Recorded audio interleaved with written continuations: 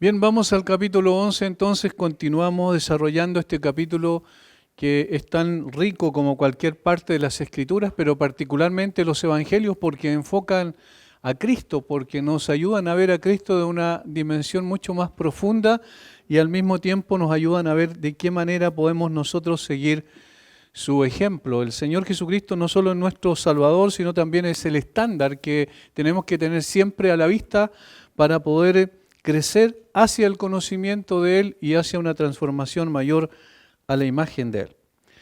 Vamos a ir entonces al capítulo 11 de Lucas, versículo 29 al 36. Y apiñándose las multitudes comenzó a decir: esta generación es mala, demanda señal, pero señal no le será dada sino la señal de Jonás. Porque así como Jonás fue señal a los ninivitas, también lo será el Hijo del Hombre a esta generación. La reina del sur se levantará en el juicio con los hombres de esta generación y los condenará, porque ella vino de los fines de la tierra para oír la sabiduría de Salomón, y aquí más que Salomón en este lugar. Los hombres de Nínive se levantarán en el juicio con esta generación y la condenarán, porque a la predicación de Jonás se arrepintieron, y aquí más que Jonás en este lugar. Nadie pone en oculto la luz encendida ni debajo del almud, sino en el candelero para que los que entran vean la luz. La lámpara del cuerpo es el ojo. Cuando tu ojo es bueno, también todo tu cuerpo está lleno de luz, pero cuando tu ojo es maligno, también tu cuerpo está en tinieblas. Mira pues, no suceda que la luz que en ti hay sea tinieblas. Así que si todo tu cuerpo está lleno de luz, no teniendo parte alguna de tinieblas, será todo luminoso, como cuando una lámpara te alumbra con su resplandor. Lo que hemos visto hasta aquí, que ante la obra de liberación que el Señor hizo respecto a una persona que estaba endemoniada, hubieron dos tipos de personas que se manifestaron. Una que frontalmente dijeron que Jesús había hecho esa obra milagrosa por el poder de Satanás, y los otros que cuestionaron en definitiva la falta de supuesta evidencia de señales milagrosas que el Señor debía hacer para poder creer en Él. Los primeros versículos, del versículo 17 en adelante hasta el 28, responde a los que pensaban que Jesús hacía eso por el poder de Satanás. Y del versículo 29 al 36 responde a los que cuestionaron su credibilidad respecto a que ellos entendían que Jesús debía dar una señal del cielo para poder confiar y creer en Él y seguirlo definitivamente. En esta última parte, el versículo 29 al 32, nosotros pudimos ver allí en la ocasión pasada que Jesús apunta al meollo del asunto. El problema por el cual no creían en Él no tenía que ver con cuánta y cuán fuerte era la evidencia que Jesús había puesto delante de ellos, sino a la dureza de sus corazones simplemente. Como siempre, el corazón del problema es el problema del corazón. Por eso, en la primera respuesta a aquellos que demandaban señal del cielo, Jesús declaró enfáticamente que ellos no creían simplemente porque era una generación mala. Su corazón determinaba su incredulidad, versículo 29. Y les anticipó que la única señal que verían sería la del propio Jesús levantándose de entre los muertos. Allí habla de la señal de Jonás. Y al ser confrontados con ella, sería evidente que la incredulidad era un problema de fondo, no de forma.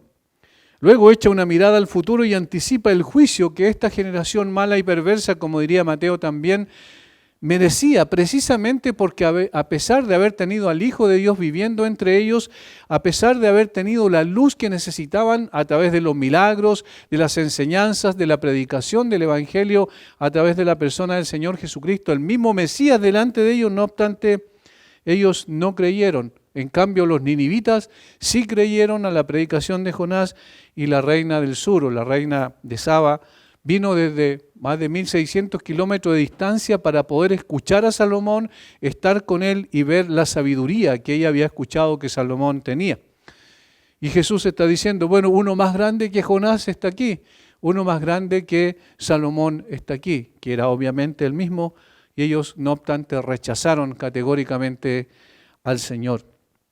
Por lo tanto, el problema no era la luz, sino la falta de visión para poder ver la luz. Como dijimos el jueves pasado, si a una persona ciega le es indiferente si hay luz o no hay luz, porque siempre está en la oscuridad. Así también a un ciego espiritual le es indiferente si hay luz, ni por más resplandeciente que sea, porque para él no puede ver, no tiene la visión espiritual para poder entender, captar y recibir esa luz y beneficiarse en consecuencia de ella. Por tanto, ese es el gran problema de la incredulidad y que no alcanza solo a los judíos de su tiempo, sino que alcanza a todo el mundo en todas partes y en todas las épocas.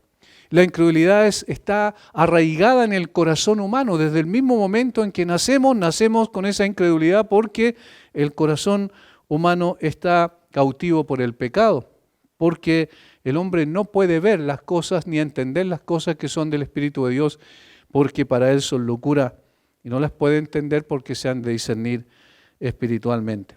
Esto es lo que entonces Jesús dejará de manifiesto en los versículos 33 al 36, que es donde termina con el mismo tema que venía tratando hasta ahí y que surgió de la respuesta que la gente dio ante el milagro de la liberación del endemoniado. Un corazón en tinieblas espirituales, insensible a la luz verdadera, y esto es lo que trataremos hoy en nuestro estudio.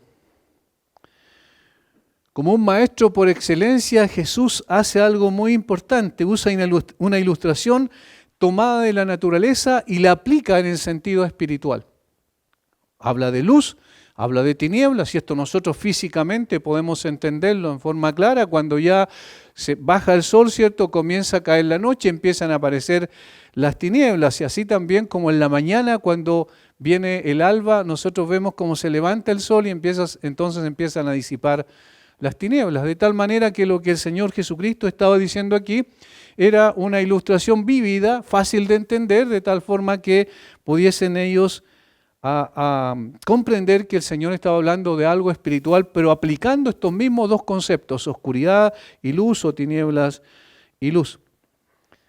Para el caso, la luz, en el caso de que el Señor Jesucristo está hablando aquí, los versículos 33 al 36, la luz es la capacidad para entender la verdad revelada, que es, por supuesto, en Jesús para la ocasión.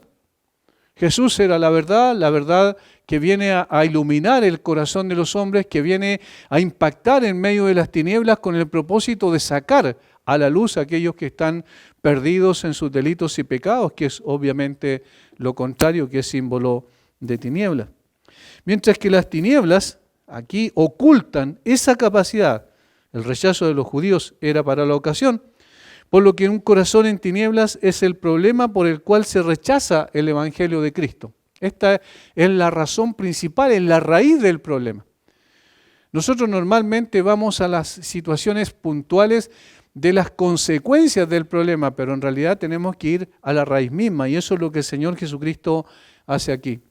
Demuestra a través de esta ilustración que el problema estaba enraizado en el corazón de las personas, por los cuales no tenían visión espiritual para poder percibir la luz, es decir, la revelación que venía en la misma persona del Señor Jesucristo. Recordemos que hay tres tipos de revelaciones, por decirlo así. Una es la revelación natural, a través de la naturaleza, a través de la creación.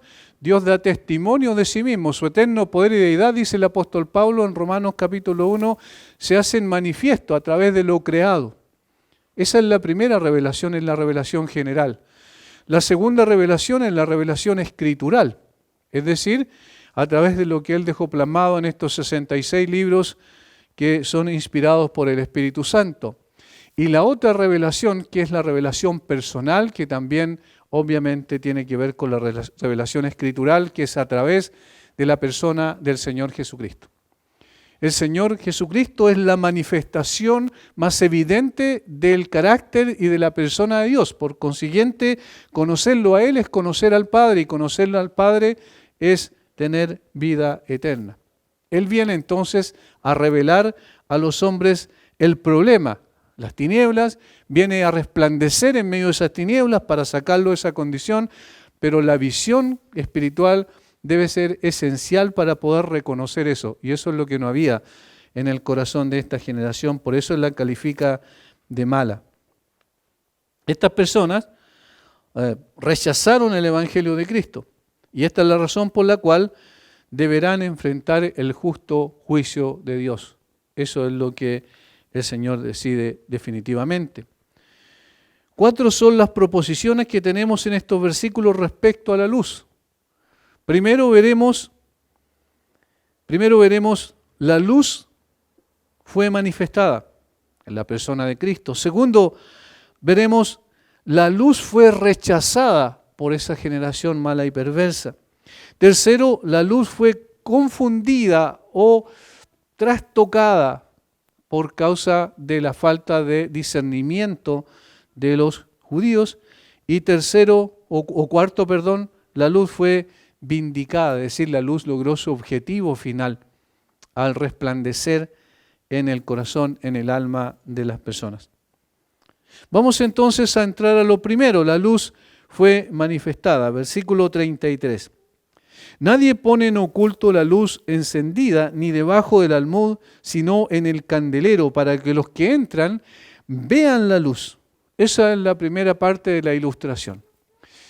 Noten que estas palabras también el Señor Jesús la dijo cuando estaba en Galilea, en el contexto del Sermón del Monte. Ahí el Señor enseñó esto, pero, y aquí es donde es interesante, Jesús utilizó a veces incluso las mismas palabras en diferentes ocasiones, pero esas mismas palabras tienen una aplicación distinta de acuerdo al contexto. Y ahora vamos a ver por qué. Vamos a Mateo, capítulo 5, por favor. Capítulo 5.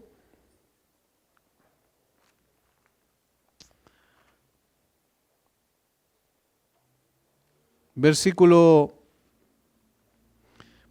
14 al 16, y aquí le habla a sus discípulos, le habla de que ellos en realidad son la luz. Miren lo que dice.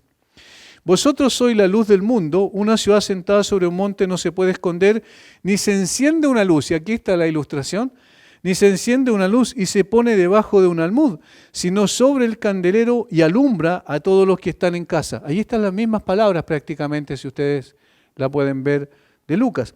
Así alumbre vuestra luz, y esta es la aplicación, vuestra luz delante de los hombres, para que vean vuestras buenas obras y glorifiquen a vuestro Padre que está en los cielos. Y aquí el Señor está usándolo en el sentido de incentivar a sus discípulos a que ellos resplandezcan en medio de las tinieblas espirituales de una generación maligna y perversa, y que en consecuencia lo hagan a través de sus mismas obras, a través de su vida, y obviamente se entiende a través también de la proclamación de la verdad. Ellos, los discípulos, los creyentes, son la luz, y esa luz tiene que resplandecer. Y entonces Él dice, bueno, levanten esa luz para que pueda iluminar a todas las personas y así glorifiquen a vuestro Padre que está en los cielos.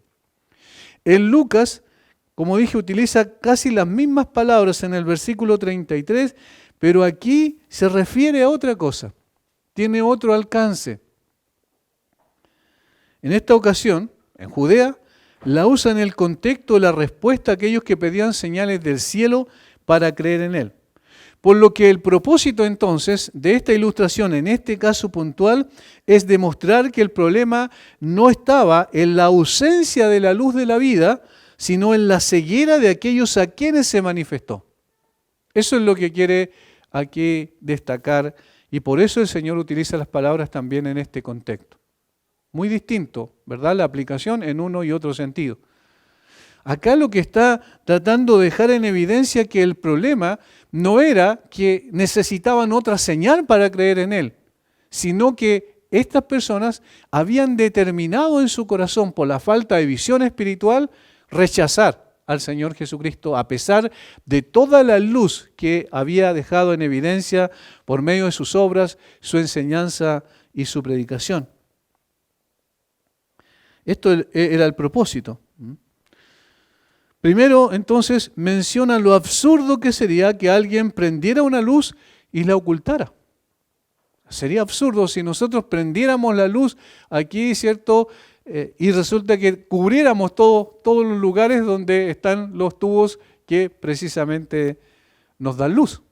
No tiene sentido, es ridículo eso. Entonces, el Señor utiliza esto para poder mostrar que el problema no era que no había luz, sino que el problema era que la gente no percibía esa luz, no reconocía esa luz como tal. La razón por la cual alguien prende una luz es para que ilumine el lugar.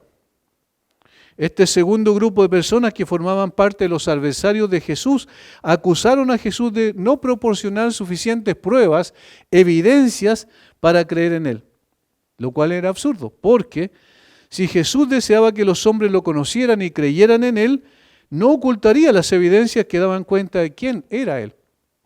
Es decir, como hemos dicho muchas veces, las cartas credenciales eran notorias. El Señor no tenía que venir y presentarse y decir, miren, yo tengo la firma del Padre aquí que dice que yo soy su hijo y vengo precisamente a salvarlos de la condición perdida en la cual se encuentran. No era necesario, era suficiente con las obras que él hacía, con la enseñanza que él entregaba y con la predicación que compartía. Con eso tendrían que haber sido convencidos de que él era evidentemente el Mesías. ¿Quién podía tener poder sobre la naturaleza para controlarla y a su orden que la naturaleza obedeciera? ¿Quién podría tener poder sobre las enfermedades y quién podría tener poder sobre el mundo espiritual, incluso sobre la muerte? Porque el Señor a esas alturas ya había resucitado a una persona entre los muertos. ¿Quién podía tener ese poder sino aquel que obviamente venía del cielo? Pero ellos estaban buscando otra señal, una señal extraordinaria. Entonces no era que la luz les hubiera sido negada a aquellos a quienes él habló, y que por esa razón todavía estaban en las tinieblas del error y la incredulidad. La luz brillaba y se mostraba de la manera más evidente. Jesús no hizo su ministerio en un lugar oscuro y apartado de la gente. Enseñó, predicó y curó a las personas a la vista de todos y en todas partes. Esto es lo que el Señor está demostrando a través de esta ilustración. Es decir, yo encendí esa luz y la traje, en el fondo él mismo era la luz y lo vamos a ver después con referencias escriturales, y me manifesté a ustedes en público, en las sinagogas donde hacían sus propios cultos, ¿cierto? Los judíos, ahí en ese lugar comenzó su ministerio. Recuerdan la sinagoga de Nazaret cuando finalmente lo quisieron matar. En todas partes, públicamente, la gente lo seguía en grandes cantidades. El Sermón del Monte lo hace desde una llanura cerca del mar de Galilea y a través de en esa llanura comienza a predicar a una multitud. Sanó a 5,000 hombres, o sea, alimentó a 5,000 hombres en una ocasión, sin contar las mujeres y los niños, alrededor de 15,000 personas al menos. Alimentó a 4,000 en otra ocasión también. Es decir, fue público su ministerio, no estaba oculto. En otras palabras, la luz se levantó en alto y alumbró a esa generación. Sin embargo, no quisieron ver o no fueron capaces de percibir y recibir esa luz. Estas personas eran privilegiadas porque es un gran privilegio que la luz del Evangelio se ponga en un candelero para que todos los que entren la vean y vean por ella dónde están y hacia dónde van, es decir, sepan de dónde vienen, dónde están y hacia dónde van en cuanto al propósito de sus vidas y cuál es el verdadero y seguro y único camino a la salvación. Era tan evidente, era tan notorio eso, que el hecho de que lo rechazaran implicaba una incredulidad muy, muy profunda por una falta de visión. Recordemos lo que el Señor dijo de sí mismo, Juan capítulo 8. Juan capítulo 8, versículo 12, uno de los yo soy que aparecen en Juan, y aquí utilizando el nombre del Dios verdadero, el IHWH en el Antiguo Testamento, yo soy el que soy, de Éxodo 3:14, lo utiliza 7 veces en Juan, al menos Juan lo registra. Y en esta ocasión tiene que ver con el tema en cuestión, dice, otra vez Jesús les habló diciendo, yo soy la luz del mundo, yo soy la luz del mundo, el que me sigue no andará en tinieblas, sino que tendrá la luz de la vida. Hace una promesa doble, una promesa negativamente, no andará en tinieblas, positivamente tendrá la luz de la vida. Jesús declaró categóricamente quién era Él. De tal manera que al hacer esta ilustración de la luz estaba diciendo, yo mismo soy la luz y yo mismo he estado delante de ustedes y yo mismo he dado evidencia de que soy la luz. Por tanto, no hay ninguna excusa al respecto. Jesús estaba entre ellos. Jesús era aquella luz verdadera que alumbra a todo hombre que venía a este mundo. Juan capítulo 1, versículo 9. Aquella luz verdadera que alumbra a todo hombre venía a este mundo. Juan dice eso de Jesús. El contexto lo deja bastante claro. Él era la más importante manifestación de la luz de Dios. Recuerden que la Biblia siempre cuando habla de Dios dice que Él es luz y Él habita en la luz inaccesible. Siempre todas las referencias metafóricas se refieren al Señor en esa habitación especial porque Él es luz y Él vive en la luz. Lo contrario es la referencia a Satanás, es el príncipe de la potestad de las tinieblas. Por tanto, Jesús mismo, la revelación más manifiesta y evidente de la luz, era quien estaba entre los hombres. Y por eso era absurdo que no creyeran en Él. Él era la manifestación más importante de la luz de Dios. Y como dice el apóstol Pablo después en 2 Corintios 4:6, y es solo en su faz que es revelada la luz de la gloria de Dios en el corazón de los hombres. Es solo en su faz, es decir, es solo a través de la presencia de Jesús, es solo a través de la manifestación de esa luz en el corazón de los hombres por medio del Evangelio de Jesucristo que las personas puedan creer en Él. Al iniciar su ministerio público en Nazaret ocurre lo siguiente. Vamos a Mateo capítulo 4. Mateo capítulo 4. Por favor, aquí el Señor Jesucristo comienza su ministerio cuando le avisan que Juan el Bautista había muerto, o estaba preso, quiero decir. Cuando Jesús oyó que Juan estaba preso, volvió a Galilea. Este era el tiempo de Dios, el momento. Era como de alguna manera el momento de iniciar su ministerio cuando escuchó que Juan estaba preso. Recuerden que Juan era el que lo precedió, el que iba delante del Señor preparando el camino del Señor. Y dejando a Nazaret, el lugar donde se había criado, vino y habitó en Capernaum, al lado del mar de Galilea, en uno de los costados del mar de Galilea, ciudad marítima en la región de Zabulón y Neftalí. Noten lo que dice, para que se cumpliese, dice Mateo, lo dicho por el profeta Isaías cuando dijo, tierra de Zabulón y tierra de Neftalí, camino del mar al otro lado del Jordán, Galilea de los gentiles, el pueblo asentado en tinieblas. ¿Qué ocurrió con él? Vio gran luz. ¿Cómo? A través de la manifestación del Señor Jesucristo. Cuando Él fue a esa zona, a ese sector particular, entonces esta región completa fue iluminada por el ministerio del Señor Jesucristo. Y a los asentados, otra vez repite, en región de sombra de muerte, otra vez oscuridad, ¿se fijan? Luz les resplandeció. Luz les resplandeció. Es decir, en otras palabras, las tinieblas espirituales de este mundo por causa del pecado habían sido conquistadas en ese sentido por las tinieblas. Viene el Señor y comienza a disipar las tinieblas, lo mismo que ocurre cuando nosotros prendemos un aparato que ilumina cuando está completamente oscuro. En el campo quizás se puede ver mucho más eso, porque ahora hay contaminación lumínica, por decirlo, en la ciudad, pero en el campo es mucho más evidente, especialmente donde hay mucha vegetación, la oscuridad es total, es completa. Y uno enciende una linterna y ahí se nota como la luz disipa las tinieblas.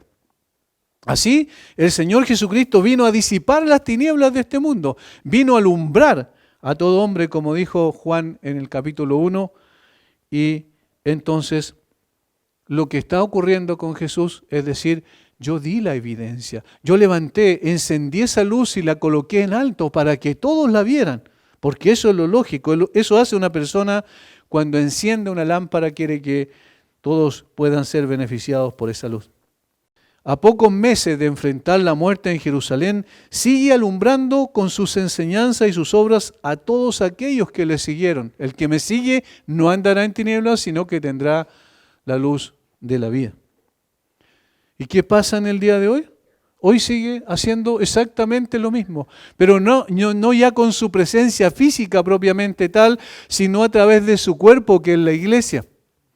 Sigue alumbrando en medio de las tinieblas espirituales de este mundo. Yo siempre enfatizo esto, no existe ninguna institución en el mundo que pueda hacer la tarea de la iglesia. Ninguna, porque todas las instituciones están gobernadas obviamente bajo el Dios de este siglo. Sin embargo, la iglesia del Señor Jesucristo es la única que puede seguir con la tarea, con el trabajo que el Señor dejó. Hoy entonces el Señor sigue alumbrando a través de su iglesia, que predica y vive la palabra de Dios en medio de las tinieblas espirituales de un mundo perdido. La luz ya fue manifestada, la luz ya fue revelada. No necesitamos que venga otra revelación, sino que la luz fue revelada en 66 libros inspirados por el Espíritu Santo. Esa lámpara, que es lumbrera a nuestros pies, sigue iluminando a este mundo hostil. Todavía la luz está en todas partes a través de la iglesia y a través de la predicación del Evangelio de Jesucristo. Cada vez que se predica la palabra, luz resplandece porque apunta a Cristo y a su gloriosa obra como suficiente para la salvación de los perdidos. Cada vez que abrimos la Biblia, cada vez que compartimos algún versículo bíblico, alguna imagen bíblica a las personas que están con nosotros o con las cuales compartimos con ellos, entonces luz está resplandeciendo. La palabra de Dios es la antorcha que alumbra el lugar oscuro y obviamente nosotros somos los que llevamos esa antorcha. De allí entonces que somos llamados a levantarla en alto para que todos puedan ser beneficiados de esta luz. Para que aquellos que habitan en sombra de muerte puedan llegar a la verdad. Por lo tanto, la gente no tiene excusa alguna, al menos en el occidente no tiene excusa alguna de haber visto en alguna ocasión, en más de alguna ocasión, la luz a través de la exposición de la palabra de Dios. El problema, por tanto, no es la luz, sino aquellos que no quieren recibirla porque no alcanzan a percibir la misma, ¿cierto?, con sus ojos espirituales. Tal como Juan escribió, en él estaba la vida y la vida era la luz de los hombres. La luz en las tinieblas resplandece y las tinieblas no prevalecieron contra ella. En el mundo estaba y el mundo por él fue hecho, pero el mundo no le conoció. Juan 1, versículos 4 y 5 y versículo 10 respectivamente. En el mundo estaba, pero el mundo no le conoció. ¿Cómo puede ser que el mundo lo haya rechazado, lo haya obviado, haya pasado por al lado y no haya tenido ningún impacto la vida de Jesús en ellos? Allí está el problema de la incredulidad. Es tan profundo, es tan complejo que, ¿saben? Una de las cosas que uno aprende con esto es que yo no necesito hacer una cantidad de cosas para convencer a la gente. Que yo no saco nada con hacer una apologética extraordinaria, ¿cierto? Una defensa maravillosa de la fe para argumentar respecto a alguna situación puntual, a algún tema en particular, para que esa gente sea convencida y llegue a los pies de Cristo. Porque el problema no es de falta de comprensión en ese aspecto intelectual, sino el problema está arraigado en el corazón. No hay visión espiritual. De tal manera que lo que nosotros decimos es algo totalmente fuera de lugar para las personas. Así como lo que Jesús era y manifestaba a través de sus obras, las personas se beneficiaban incluso de sus obras, sin embargo todavía seguían en la ceguera espiritual. Eso pasó, recuerdan, con los 10 leprosos que el Señor sanó. Uno solo llegó a tener visión espiritual y a comprender que debía volver y estar con el Señor Jesucristo y adorarlo como correspondía, reconociéndolo en efecto como era en cuanto a su persona. Lo segundo que nos enseña el texto allí es que lo último que dijimos, el mundo no le conoció, el mundo lo rechazó. Y esto a través de la generación directa, ¿cierto?, que vio al Señor Jesucristo. Y aquí entonces la ilustración, versículo 34.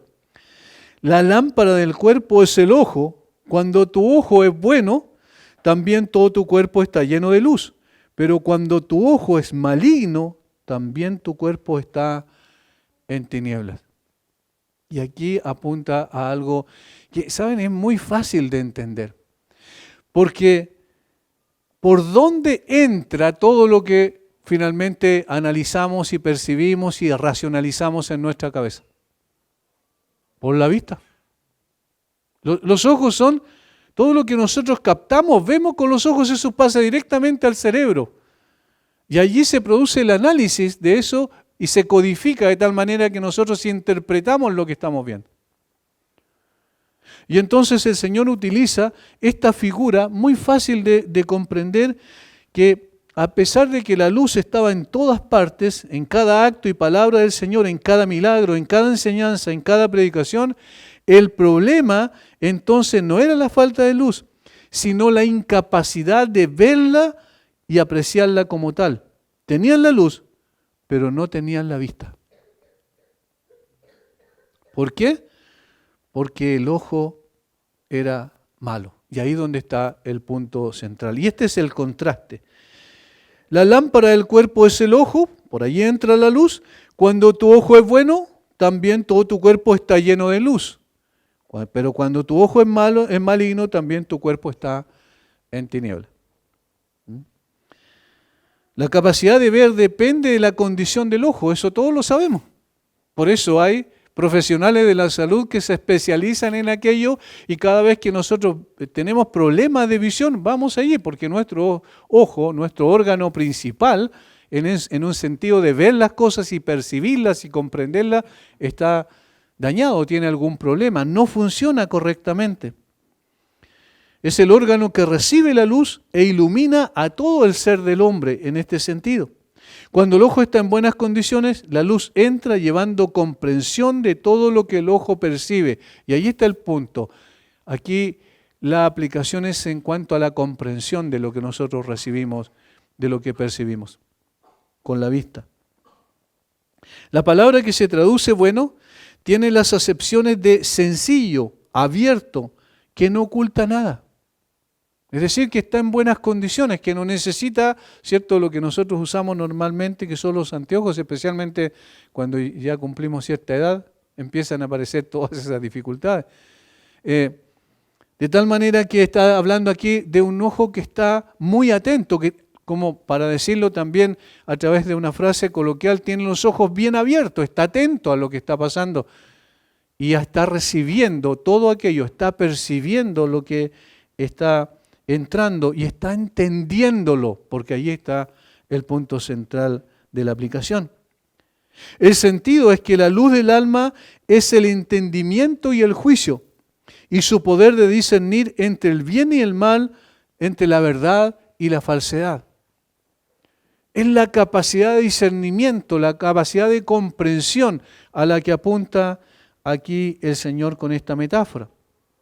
Según esto, así es la luz de la revelación divina para nosotros, y nuestro beneficio por ella es sabor de vida para vida o de muerte para muerte, como va a decir el apóstol Pablo. El apóstol Pablo dice olor de vida para vida, olor de muerte para muerte. Ahora, si este ojo del alma es simple, o sea, está abierto, está sano, entonces ve con claridad, ve las cosas como son y juzga imparcialmente acerca de la verdad.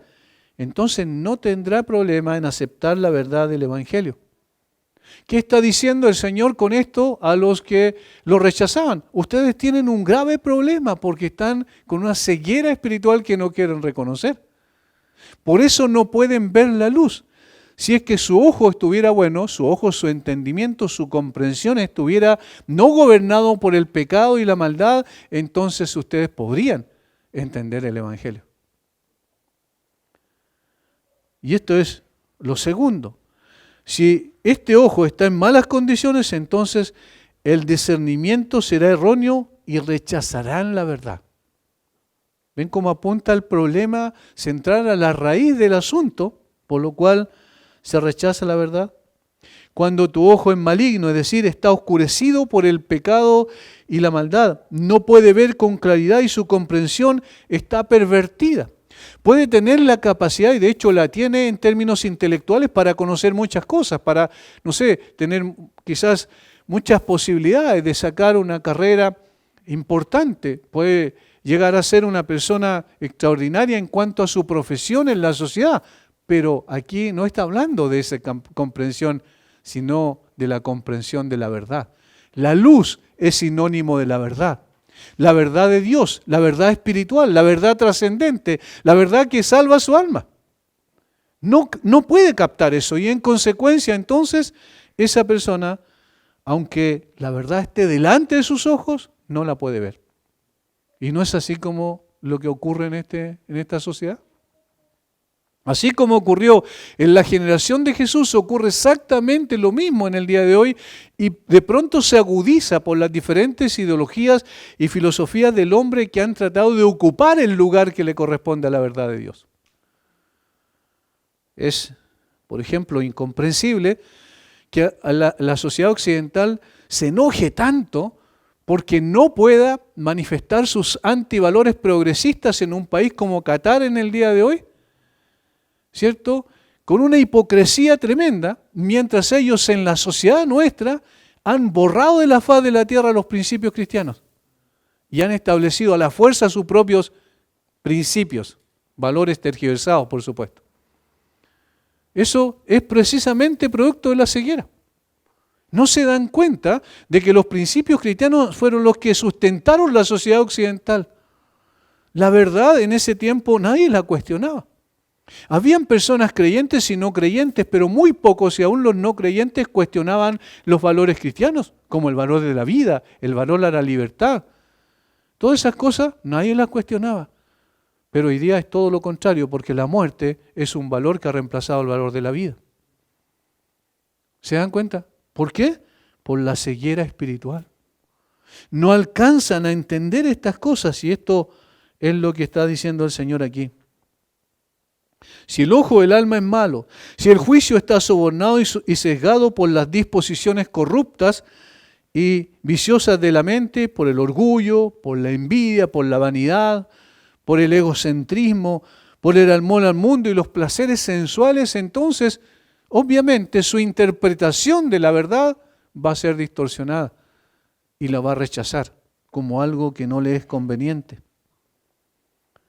Si el entendimiento tiene prejuicios contra las verdades divinas y decide no admirarlas, aunque se presente con una evidencia tan convincente, no es de extrañar que todo el cuerpo, es decir, toda el alma de esa persona debe estar llena de tinieblas, por lo cual ha rechazado el Evangelio.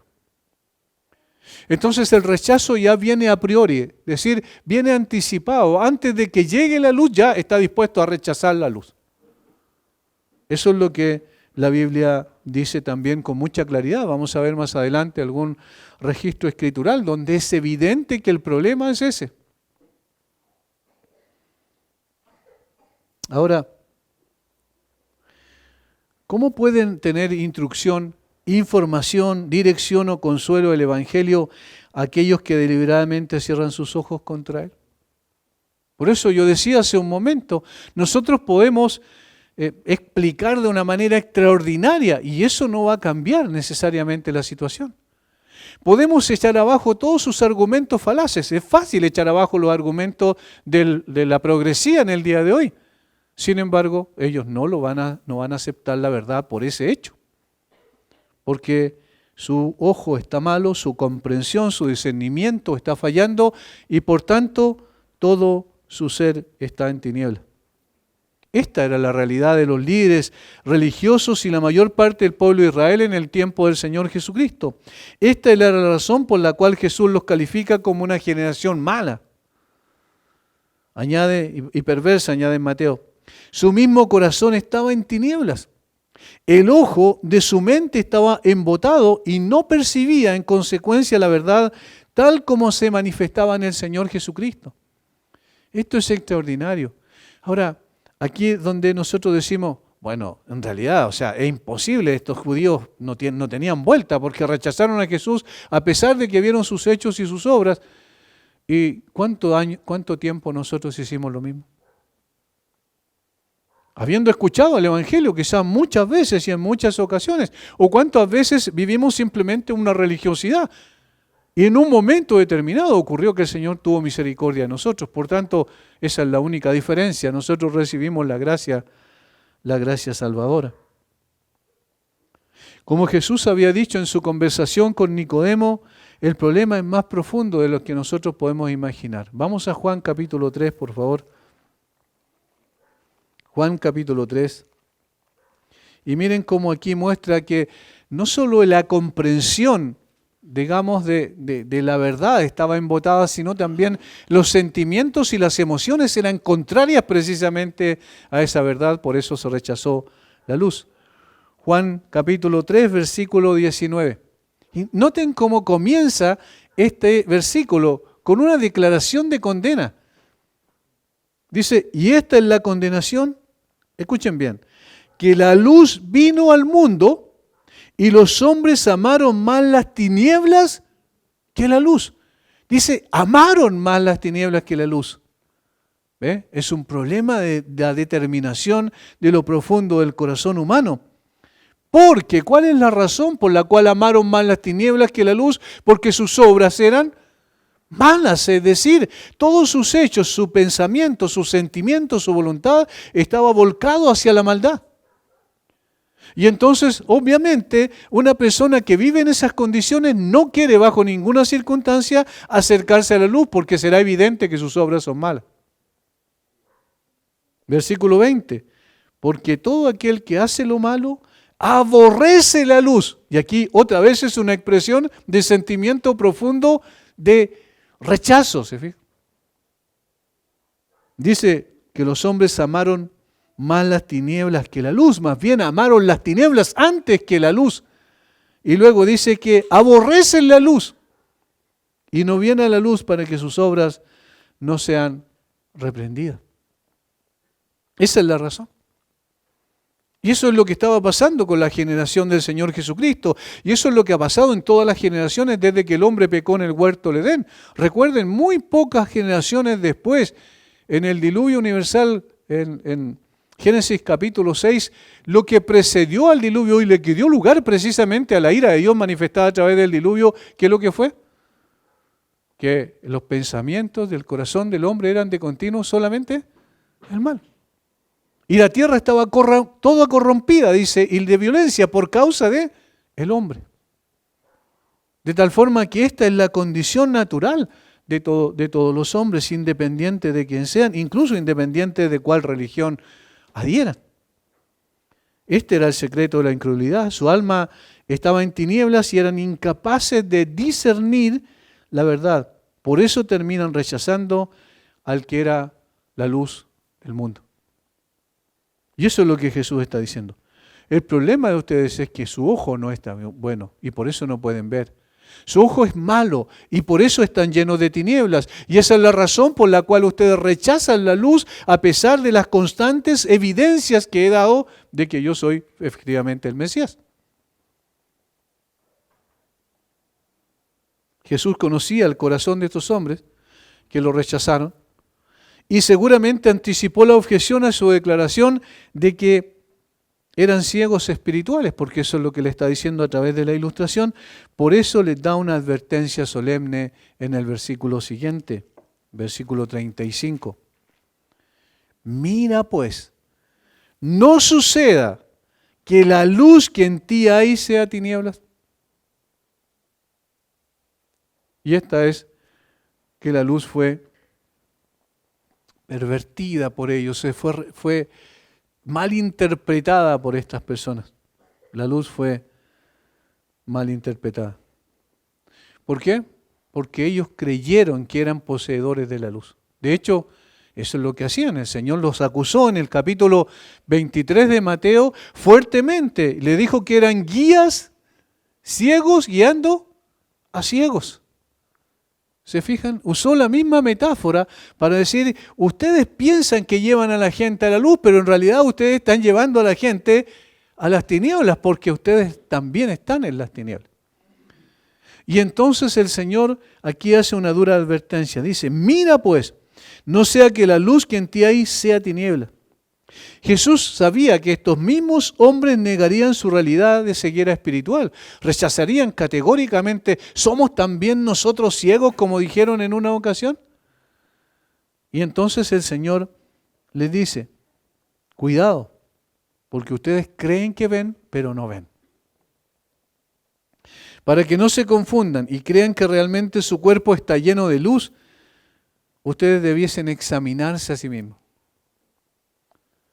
En otras palabras, Jesús los llama a revisar su propio corazón para no ser autoengañados. La palabra que se traduce mira se puede entender como está atento. Levanta bien o abre bien tus ojos para que puedas comprender. Observa con mucho cuidado. Preocúpate mucho, porque se trata no solo de la comprensión de una materia relacionada, de un tema en cuestión, sino se trata de tu alma. Por eso es tan importante. Es una palabra similar a la que utiliza Pablo cuando dice, mirad que nadie os engañe. Miren, pongan atención, revisen su corazón, agudicen su discernimiento para que nadie los engañe. Y aquí está diciendo, miren que ustedes mismos no sean autoengañados. La triste realidad es que aquello que muchos consideran luz en ellos, realmente son tinieblas. Esta era una verdad en el caso de los enemigos de Jesús, pero es también posible que sea una verdad en el caso de personas que piensan que pueden tener luz, pero en realidad están en oscuridad. Un ejemplo de esto es muy fácil de entender. Las personas que están en movimientos sectarios o heréticos creen que están en la luz. Es decir, están absolutamente convencidos, tienen la convicción y la certeza de que están en la luz. Si ustedes conversan con un testigo de Jehová, van a ver una persona absolutamente convencida que tiene la verdad y que está en la luz. Pero está autoengañado.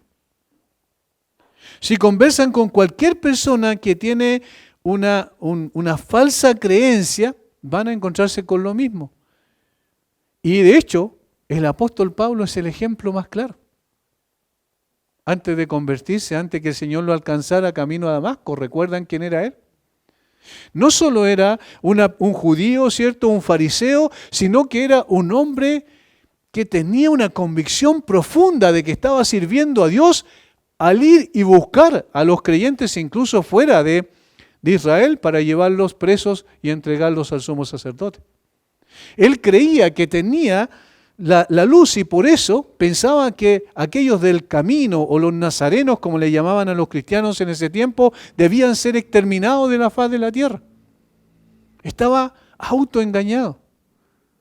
Había sido criado a los pies de Gamaliel, el hombre, quizás uno de los maestros más importantes de su tiempo, fue su mentor, pero él estaba engañado. Creía que estaba en la luz, pero en realidad estaba en las tinieblas. Hasta que ese mediodía el Señor resplandeció sobre su vida.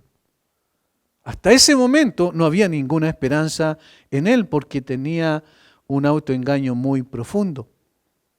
¿No suceda que la luz que en ti hay, esa que Pablo creía que tenía, sean tinieblas? Y eso también nos ayuda a nosotros a examinarnos a nosotros mismos. Si estamos en la fe, como dijo el apóstol Pablo, también y enseñó a los romanos, a los corintios, a nosotros también es para eso. Miremos nuestro corazón y veamos si tenemos la percepción espiritual para tener comprensión de las cosas espirituales. Más adelante vamos a ver que esto precisamente se agudiza, es decir, nuestro discernimiento espiritual y podemos comprender cosas que nunca antes entendimos como evidencia de que la luz ha llegado a nuestra vida. Alguien escribió, tenga cuidado de que el ojo de la mente no sea cegado por la parcialidad el prejuicio y los objetivos pecaminosos. Sea sincero en sus indagaciones sobre la verdad y esté listo para recibirla en la luz, el amor y el poder de ella. Y no como los hombres de esas generaciones a quienes Cristo predicó, que nunca sinceramente deseaban conocer la voluntad de Dios, ni tenían el propósito de cumplirla. Y por lo tanto, no es de extrañar que caminaran en la oscuridad y vagaran sin fin y perecieran eternamente. Por eso es una seria advertencia, es una solemne advertencia, porque como dije, no se trata de tener claridad sobre un tema en particular, sino se trata de el alma, del destino del alma. Estos son aquellos que el apóstol Pablo describió como objeto de la ira de Dios en Romanos capítulo 1, donde dice, se envanecieron en sus razonamientos y su necio corazón fue entenebrecido, profesando ser sabios, se hicieron necios y cambiaron la verdad de Dios, o ya que cambiaron la verdad de Dios por la mentira, honrando y dando culto a las criaturas antes que al Creador, el cual es bendito por los siglos. Amén. Romanos 1, 22, 21, 22 y 25. A estos es los que está describiendo de esa manera el apóstol Pablo. Y noten cómo va cada vez profundizando más, metiendo el dedo en la llaga para que estos hombres, si era posible, despertaran de esa ceguera y pudiesen ser iluminados por la luz de Cristo. Sin embargo, ya estaban condenados desde la perspectiva de que ellos decidieron no creer. Y como alguien dijo, cuando alguien se resiste muchas veces a creer, finalmente termina por no poder creer. Porque el mismo Señor llega a endurecer el corazón ya endurecido para que esta persona no pueda llegar a sus pies. Versículo 36, y esto es lo último, la luz vindicada. La luz fue vindicada finalmente porque el Señor aquí coloca un ejemplo de lo que significa verdaderamente un creyente. Así que si todo tu cuerpo está lleno de luz, no teniendo parte alguna de tinieblas, será todo luminoso, como cuando una lámpara te alumbra con su resplandor. Miren cuántas palabras utiliza que tienen el mismo sentido. Luz, luminoso, alumbra, resplandor. Todos son palabras que tienen que ver con la misma acción. El Señor concluye con los maravillosos efectos de la luz en la vida de una persona. Nunca las tinieblas podrán opacar la luz, siempre vencerá sobre ellas, porque no es una luz simple, sino que es la luz resplandeciente que viene del trono de Dios y que impacta el corazón en tinieblas de una persona y lo ilumina completamente. El Señor venció nuestra resistencia, nuestro corazón estaba completamente en tinieblas y el Señor venció esa resistencia que opusimos a la luz, que rechazamos la luz, pero finalmente el Señor penetró en lo profundo de nuestro ser. Entonces aquí describe a un creyente genuino, aquel que no tiene prejuicios, sino que está abierto a recibir la luz, aquel que por medio del arrepentimiento y la fe fueron esclarecidos sus ojos espirituales y todo su ser está lleno de luz, la luz de la verdad. Esto es lo que significa que la luz prevalece finalmente, que la luz es vindicada, la luz no puede ser detenida por las tinieblas. La conversión trae consigo un despertar de la conciencia y una sensibilidad a la palabra de Dios que nunca antes habíamos tenido. ¿Recuerdan su conversión? ¿Recuerdan que fue así? ¿Recuerdan que la palabra comenzó a tener mucho más sentido para ustedes? Ya no fue una narración meramente de un libro, sino que empezamos a ver cómo esa palabra tenía vida. Pero ¿cuándo ocurrió eso? Cuando el Señor vino a nosotros. El milagro de la salvación ilumina todo nuestro ser de una manera maravillosa, como Pablo lo dijo a los Corintios en su segunda carta. Y justamente en ese contexto habló de que el Evangelio estaba oculto para los incrédulos y que había sido oculto por el mismo Satanás, que cegó el entendimiento de los incrédulos para que no le resplandeciera la luz del Evangelio de Jesucristo. Y entonces en el versículo 6 de 2 de Corintios capítulo 4 declara lo siguiente: porque Dios, que mandó que de las tinieblas resplandeciese la luz, miren la iniciativa, porque Dios, que mandó, que ordenó que de las tinieblas resplandeciese la luz, allí está haciendo una referencia a la creación original, ¿recuerdan? Todo estaba en tinieblas y todo era un caos, y entonces Él dijo, sea la luz, y fue la luz. Mandó, ordenó, como el todopoderoso y suficiente soberano creador, que todas las cosas vinieran a la existencia, que mandó que de las tinieblas resplandeciese la luz. Él mismo es el que resplandeció en nuestros corazones. Él mismo es el que resplandeció, ¿cierto?, en nuestros corazones para iluminación del conocimiento de la gloria de Dios en la faz de Jesucristo. Esto fue lo que ocurrió con nosotros. Sin esta obra de gracia de Dios y poderosa de Dios, no hay salvación. Es imposible. Seguiríamos siendo ciegos espirituales y aunque nos describieran con detalles, con argumentos y fundamentos extraordinarios en la Biblia, la verdad, no le encontraríamos ninguna gracia.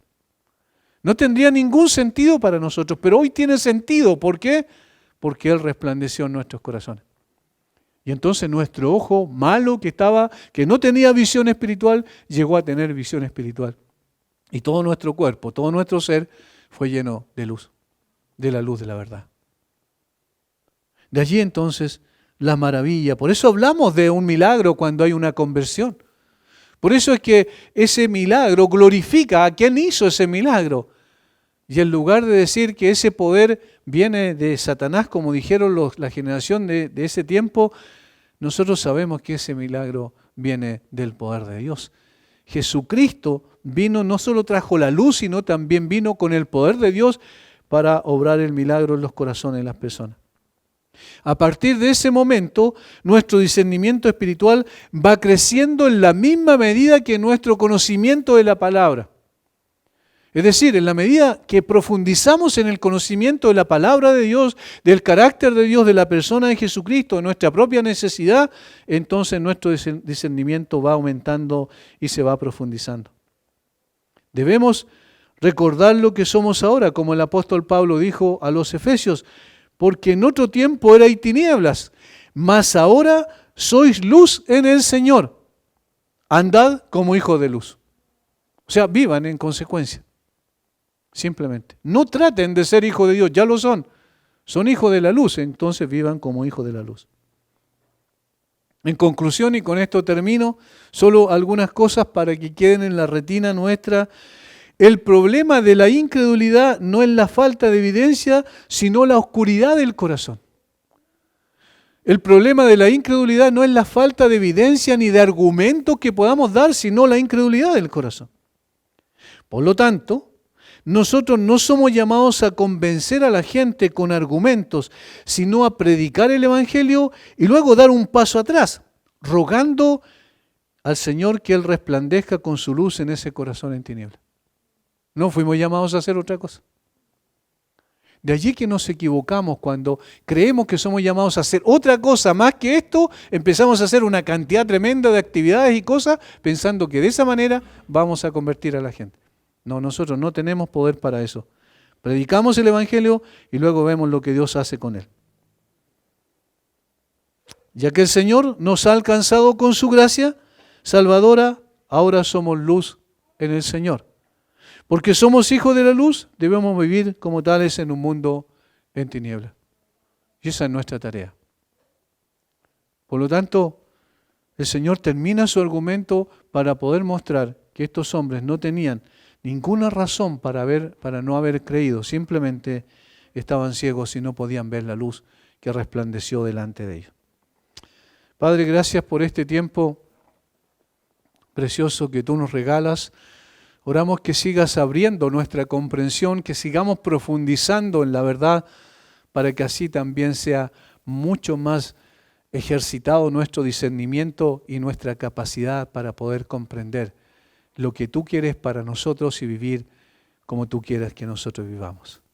Señor, bendice a mis hermanos, glorifícate en sus vidas y sigue sustentándonos, Padre, en las diferentes pruebas y luchas que todos y cada uno de nosotros enfrentamos de una u otra manera. Dirígenos conforme a tu gracia y sosténnos con tu misericordia. En el nombre de Jesús. Amén.